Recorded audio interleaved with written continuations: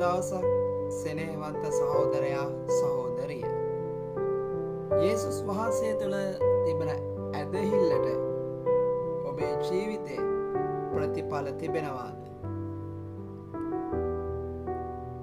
මේ වචනය සඳහන් කරනවා ගලාති පොතේ 3 වෙනි පරිච්ඡේදයේ ක්‍රිස්තුස් වහන්සේ තුළ අපේ ඇදහිල්ල කරුණු කොටගෙන නිර්භීතකමත් සැක නැතුව ලං වෙන්නට පුළුවන්කමත් උන්වහන්සේ තුළ අපට තිබේ කියලා එපේස 3:12 පවසනවා. ඒ වගේම රෝම පොතේ පවසනවා ඉතින් ශුද්ධාත්මයාණන් වහන්සේගේ බලයෙන් නුඹලා අධික බලාපොරොත්තුවෙන් යුක්තව සිටින පිණිස බලාපොරොත්තුවේ දෙවියන් වහන්සේ ඇදහිල්ලෙන් වූ සියලු ප්‍රීතියෙන්ද සමාදානයෙන්ද නුඹලා පූර්ණ කරන සේක්වා කියලා රෝම පොතේ 15 වෙනි පරිච්ඡේදයේ 13 වෙනි වගන්තියේ ප්‍රකාශයට පත් කරනවා.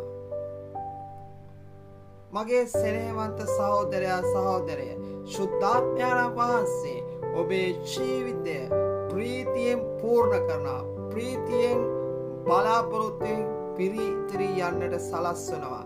ඒ වගේම තමයි ඔබේ ඇදහිල්ල විශ්වාසය තහවුරු කරනවා. යේසුස් වහන්සේ වෙත විශ්වාස කරන්නට. දේව වචනයට අනුව ඔබ ඉල්ලන මොන දෙයක් වුණත් ලබා ගන්නට ශුද්ධාත්මයාණන් වහන්සේ ඔබට උපකාර කරනවා. මේ වචනයට අනුව නිර්භීතකමත් සැක නැතුව ලං වෙන්නට පුළුවන්කමත් ඒ ඇදහිල්ල තුළ අපට දෙවියන් වහන්සේගේ ප්‍රීතිය ලබා ගන්න ශුද්ධාත්මයාණන් වහන්සේ අපේ ජීවිතවල උපකාර කරන බව බයිබලයේ සඳහන් කරනවා.